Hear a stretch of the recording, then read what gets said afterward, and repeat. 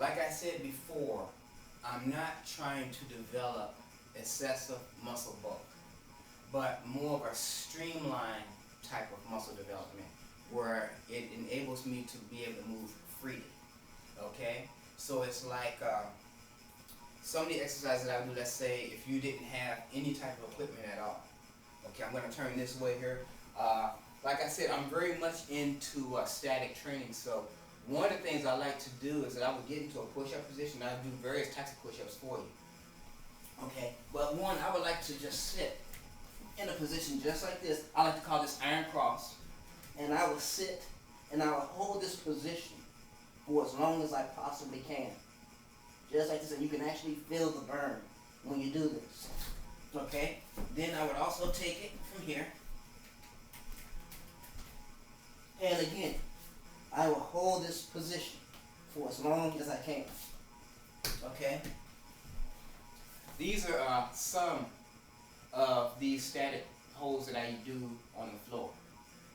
Okay? As far as push-ups is concerned, of course there's the standard push-up here, of course. But then I also like to vary it. Okay? Roll it around this way here. One of the push-ups that I got from doing Matt Fury's book, one of his push-ups we call the Hindu push-up. And sometimes a lot of people get the Hindu push-up mixed up with the dive bomber. I used to do the dive bomber. I thought it was Hindu push-up. But it goes like this here. Okay? From here, and you can do these as many times as you want. If you want to go dive bomber, you can do that as well. And it's a hell of a workout. In other words, these are exercises that will get you fit very fast. Okay? I'm also into a lot of stomach training as well. Okay? And I brought some of my weight equipment. One of the apparatuses I just bought recently is this thing here. It's called the rack. And you have various different levels of using this thing. Like say for instance, if I wanted to work my core, I will put it down on the floor just like this here. Make sure the wheels are intact here. Okay? And basically, you just get down and you'll just roll it.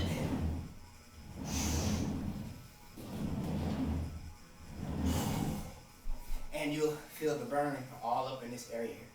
I can grab these handlebars just like so, and again, I can do push-ups. Still in this position, I can change the grip. Just like so. Change the grip. I can grab it in the middle, just like so. Do more push-ups, right? Okay. You have a wide grip push-up here that you can do. Okay. And when I get sick of that, I can take it just like so. Let's see, how do we do this? Great. You open this baby up like so. Okay, and let's say I want to do dips. Okay, I just grab both handlebars just like so here. I start doing dips. If I want to do some ab training, if I want to balance myself out, I can do that as well. So it's like, this thing was probably one of my favorites that I just bought recently. If, again, if I want to turn it over this way, and I'm pretty sure this guy's, the guy who created this thing is probably appreciating me doing this. Okay? Again, I can do my push-ups. I can change grip. So, there are 100 other things that you can do on this thing, and I mean, it really gets you ripped. Okay? Now, one of the other things that I recently made, and if you're a Bruce Lee follower, you might know what this is. Okay? And this also helps for static hold. This chain can be adjusted. You know, you stand on this little platform here. And let's say if I want to do bicep curl. Okay, wait, it's a little long for bicep curl, but let's say I hold it this way. Military press position. And I press up. You hold this for about 10 count, and you let it go. Now, if you want to make the adjustments, just like so, I just do this chain this way. Okay. I need to mark this chain, because this is a different chain from what I had before. And again, if I want to hold it straight up, and turn this way, you know, I can hold it, and again, I'm getting a nice good workout. Now, there's a lot of, you know, since grappling has become very popular, one of the exercises they used to use in India for wrestlers, Indian wrestlers used to use is what they call a swinging mace. Well, this is not a mace, it's just a stick with some weights attached to the end, but the exercises are still the same. And if you've seen one of my YouTube clips, you'll see me using this thing. And you just hold it up just like so. And you can do this until you get tired. You can do it in sets. I would say do, you know, sets of 15, and then when you get sick of it, keep doing it. Okay? And you know, you have different variations that you can work with. This thing here. When I was 16, this was actually the very first thing I've ever made. Actually, this little apparatus here I made is older than my wife, or maybe a year younger than my wife. But I got this chain. I was 16 years old in my automotive class, and I think Mr. Wilbur would probably kill me for if I knew I had it, but this was many years ago. I got this chain from his class, and I got this stick and I attached a weight to it again, and this is what I use to develop my forearms from here. And again, you know, you do as many as you can. You can also take it this way here, you know, and you can work your wrists and forearm this way as well. So it's like, it's all about creativity. You don't always have to do things the standard way, right? But then when you let somebody lopsaw or you claw somebody, they know it. Okay? And an old reliable exercise apparatus that I like to use. Back in the 70s, they used to call this the bull worker. And I used to have the original bull worker. This was actually steel. But this here, this is made of plastic. I ended up selling my first one because I needed money. And then I thought about it later on and realized how stupid that was. But I got this one, I would say, back in '98. And it's been in my possession ever since. And you know, you can do various types of angles with this. You know, for chest, you know, you can bend forward. You can even hold the straps. Like for the straps, I like to do some of the mantis exercises. You know, from here, and hold it straight out. You hold that very static. Okay?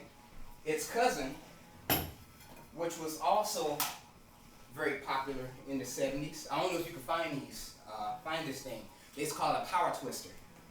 And I don't know if you can still find this thing today. But this is actually the second one also that I also own. And I've seen other ones like this, but it doesn't have the same tension level that this has. And basically you hold it, and you can also press in just like so. You can do the different positions. You can hold it overhead. Okay, and actually these like springing devices was probably maybe some of the first things I've had before I even owned weights. I didn't get my first weight set until I was maybe 24, 25 years old. So I really haven't been lifting that long. And even some of the, like I said, some of the weight training that I use, I don't pretty much use it in too much of conditioning ways. or conventional weights, I'm sorry. But let's say I take these little hand weights here. These are 15 pounds. And a lot of people know that I'm pretty much into forearm work. And basically, I like to take these 15 pounds here and do hammer curls. You know, you just hold them straight out just like so. You know, you do this as many times as you can. This will also help elongate the bicep. You know, because you don't want real tight, a real tight bicep. This is not to say I don't do bicep curls, but for me, biceps is somewhat genetic in my family. You know, so I didn't really have to do too much to gain biceps. Okay, or your shoulders for that matter. Okay. Now, if grip strength is your thing, and as one of my other students, Reginald, RG, I ended up inspiring him to work his grip, because one of the things about Kung Fu training is that a lot of people can practice Kung Fu. A lot of people say that they know Kung Fu, but I always say, do you have Kung Fu? And in a lot of your traditional Kung Fu styles, such as your animal systems, and systems that use a lot of joint locking, like chin on, things like that, it's like, well, do you have the grip that when you grab this person, he knows that he's been grabbed? And at the same time, when you grab this person, well, if you're grabbing his pec, you're grabbing his wrist, you're grabbing his finger, you're grabbing his clavicle or whatever, or even his throat, you know, he's not thinking about how to counter it. The only thing that's on his mind is, why did I pick a fight with this guy? Okay, so this hand grip here I got from heavygrips.com, and these grips come in various different strengths. This is not like your average hand grip where, let's say, you know, just do so many repetitions and you put it down. But these have like different weights or pounds of pressure. Like this one here is a 200-pound pressure hand grip here. I got this for like 40 bucks, and it came with 3. It comes with a 100, which I was really disenchanted with, 150, and a 200-pounder, and then you also can get other sets like 200, 250, 300. And can you imagine grabbing somebody with a 300-pound grip? But this here is a 200-pound, and I've been working with this one for like the last 6 months. You know, and basically I just take it this way here, and I close it. It's pretty hard. Let's see. And I just hold this baby all the way, get close to the camera. See, right about there. You just hold that baby out just like so, and then you let it go. And the thing is that when you're using these hand grips, like I said, you want to be able to grab a person and not let them go. In other words, and when I say grab them, I mean you grab them and they're wincing in pain. Okay, another exercise to that, no Kung Fu exercise, and you may have seen me using 2 coffee cans a few years back when I first got on YouTube. And those coffee cans are great too because they have this nice little ridge that makes a nice good eagle claw. But now, let's say if you're, you know, like the tiger claw training that I taught you, you can take a draw like this here, you know, take it, form your tiger claw, and grab the top of the bottle, or the jar, sorry, with your fingertips, just like so. I have 2 5-pound weights, so it's about 10 pounds, okay? And I hold it straight up, just like so, sitting in my stance, right about so, and then you begin to rotate it around. And this will develop really good claw strength. Another thing about gripping strength, let me do this on the other side just to keep it balanced.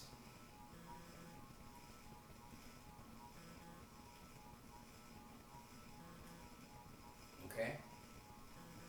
And yeah, you can also hold it out to the side and in front of you and things like that. Okay, but the thing about grip strength, a lot of people don't realize that there's different types of grips. Okay? You have, basically you have your crushing grip, and you also have a pinching grip. You got some styles that specialize in pinching, and when you're pinching, you're actually trying to tear flesh from the body. You know, when you're crushing, you're actually trying to crush a person's muscle or bone or whatever, or be able to snap a vein or whatever like that. So you want to have a really good finger joint and wrist power when you do that. Okay, and one of the other exercises, like if you've seen like some of the clips I did before when I made a lot of different apparatuses for that, one of them that I had shown, I don't know if I've shown this one in particular, I made this here. And of course, just like with the drawer, I can hold it straight out, I can attach weights on the side of these hooks here, and I can hold it straight out statically, okay? But now I can also turn this baby over, okay, and work the pinch grip, okay, and develop that pinch. So again, when you grab somebody, or like the Mr. Spock's Vulcan neck clamp, and you got him, the person just wants some pain, down his knees he go, okay? Okay, let's see. For other types of conditioning, I have these rolls of sticks here that I got tied up here. This is one of the things that was really hard for me to do also in the apartment because it make a lot of noise. And if you go outside and you use it, people will drive by, or people in the apartment complex will look down and think, what is this guy beating himself for? But this is actually for conditioning. You know, and that looks really crazy, don't it? But what I'm doing is actually conditioning my extremities, the shin, which a lot of people know I have very hard shins. That come from my years of doing Sun Show when I was fighting back in the 90s. And I have very hard shins. I think one of my students said my shins feel like I have a roll of knees going straight down my leg. But the conditioning factor is very important. Now, it's not for everybody. Okay, some of my students are not into this, and you know, that's cool. But for me, you know, these are some of the things that I like. Okay, so I hope that this will answer some of your questions about some of my training methods and what I do. I also do pull-ups, you know, but I don't have my pull-up bar in this house here. I'm thinking about making an apparatus outside and attach my pull-up bar to that, because there are other exercises on the pull-up bar that I can't do with the ceiling space. Because, you know, I also want to, because some of my training look like this very gymnastics, so, you know, I like to lift my legs straight up, over, and come down, and things like that. This ring here is we use in the martial arts.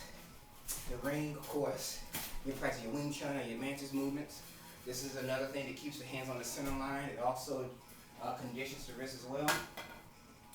And so I hope this pretty much gives funny, because one of my students had asked me, have I ever considered, you know, going into the UFC? And my answer to that is no. I mean, if it had happened when I was younger, like say maybe when I was maybe 22, 23 years old, I probably would have considered it, you know, but I had stopped fighting because, you know, back in the 80s and the 90s, at that time all there was kickboxing. You know, I did some kickboxing, I also did some Sun Show. You know, my fight record was 20 wins, 1 loss, and 1 draw. And right around 1993, 94, that's when I kind of hung up my gloves, and after I did that, I didn't really want nothing to be, I didn't want no more fighting again, you know, I was pretty much done. By that time, it was getting very political, you know, and then, you know, once things become political, you know, it's not fun no more, you know, but if the UFC was around during that time, I probably would have considered that, you know, but I wouldn't do it today, not at no 45 years old, you know, even though I'm still in pretty good shape, that if I wanted to fight, I could still do it. But I think right now, at this point in my life, I have a little bit more worries, more cares, you know, that, you know, I'm now married, you know, and, you know, my wife, she just hates violence, you know, it's really funny, you know, and even when at the time when I was fighting, you know, my parents had concerns about me fighting, and a lot of fights I did do, like, they knew I was doing the kickboxing, but when I got into the Sun Show, they had no idea I was doing that, you know, but by that time, I don't think I was living under that roof.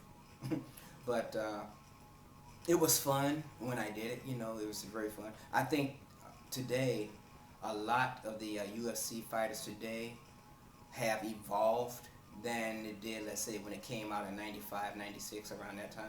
You know, you had these guys back then when it first came out who were doing their chosen style, and they realized where they were weak. You know, at that time, you know, people didn't have much grappling, so the people who were kicking and punching added more grappling to their art, and the people who were grappling realized they needed punching and kicking, so they started adding that.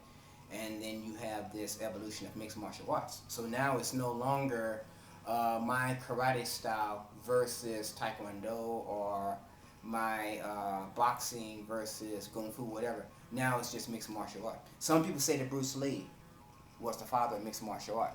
I would have to say yes and no. I mean, because I think Bruce was in a class all by himself, and I don't think really the mixing of the arts was what he was really trying to get at. But at the same time, because I guess it's because I'm thinking because Jeet Kune Do is a hacking away process, and it's based on refinement of your tools, and it's like, and this is how I look at refinement. Let's say you're making a sandwich, okay, and let's say, okay, you got judo, you got karate, you got kung fu, you have this art, that art, this art. You learn all these different arts. Okay, now you're making a sandwich. Okay, you take a hamburger and say you look over, oh, I see a chicken breast. I'm gonna put that on there. Oh, turkey, I put this on. And then all of a sudden you put your lettuce, your tomato, and all. You got this big sandwich. How are you gonna eat it? You see what I'm saying? So it's like simplicity has to be the key. Efficiency, directness has to be the key. In other words, I can't eat this big sandwich. Just like in the martial arts. Yes, have I trained in a lot of different arts myself? Yes, I have. But the question is, what are you really good at, and what are you going to fall back on? In other words, it's like, I look at it like, well, should I Wing Chun him? Or should I Tiger Claw him? Or should I do some Kali? Or should I Muay Thai him? You know what I'm saying? But I think, in the way that Vunak said many years ago, it's not that, it's not the many different arts, but it's the continuity. Like he said, 1 minute you might look like a savant man, and one split second, you're in the Wing Chun. And it's like, I would say a person might move like a savant man, or he might move like a boxer, just maybe to get what he's good at, maybe that trapping. You see what I'm saying? But at the same time, you're not going to use a whole art. Because if you think about it, learning one martial art at a time is time consuming. So it's like, there is nothing wrong with looking at other styles, but you're only going to be really good at a few good things that you can count on. And this is one of the things I always look at. Like a lot of my students, I have a beginner sheet that everyone must learn. And this beginner sheet that I wrote consists of 10 different things that they can use under pressure. So in other words, it's like before they even think about wanting to study Wing Chun, I take them through this here, because I look at it like this here. You might walk out of my class that evening, or maybe 2 weeks into your art, and might get attacked. So what can you do to supplement until you actually start learning the art itself? So yeah, we're talking about having to deal with pressure attacks, the type of sparring that we do. Like a lot of people always question me about sparring, which yeah, we have done some sparring, but the type of sparring that we like to do, or I like to get them to do, is what we call situational sparring. These guys will glove up, and what we do is that we make a scenario. Person is sitting at a table. 2 guys come in, one sits at a chair and the other person is standing over him on the table. And it's like in a bar room setting, not bar room, but in a bar tavern type setting.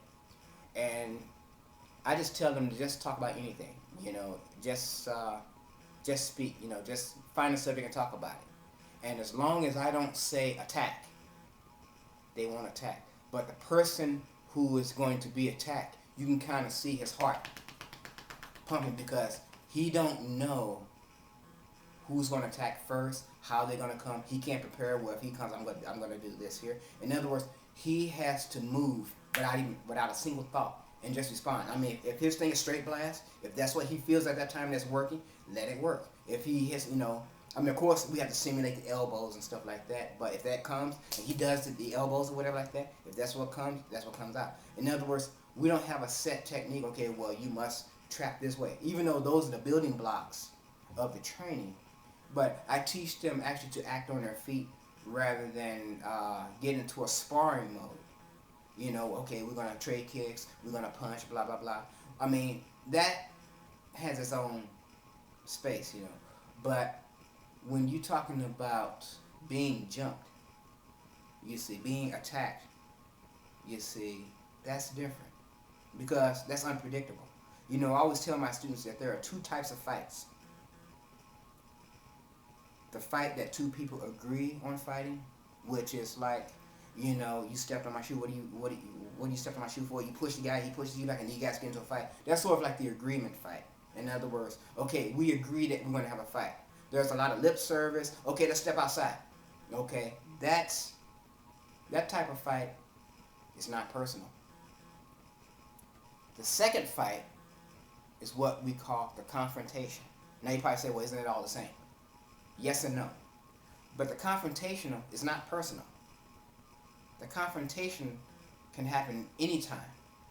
You could be walking down the street. You could be putting groceries in your car. You could be going to the mailbox. You could be waiting for a train or a bus or something. And someone just attacks you all of a sudden. You're not looking to be attacked, right? You didn't look for it. So, this is what I get my students ready for. How do you get ready for that? The unpredictable. Why? Man is afraid of one thing, and that's the unknown. You don't know when you're going to be attacked. So this is what we get ready for. Yeah, we talk about, you know, mass attacks and stuff like that, which when 9 times out of 10 will happen in this day and age if someone don't bust a cap in you, you know. But this is how I like to teach my students to get prepared. You know, in other words, actually putting them in a situation where the heart is going to be pumping, and it's like all of a sudden I got attacked. What am I gonna do? I might be sitting in a chair. This guy attacked me. Wham! I hit him with the elbow. I hit him in the groin. I get up to the chair, and also I'm doing my thing. In other words, we didn't. Okay, let's test your gung fu. We're not doing this. Okay, we saved that for later. But to be ready when you're not ready. That's what I like to do.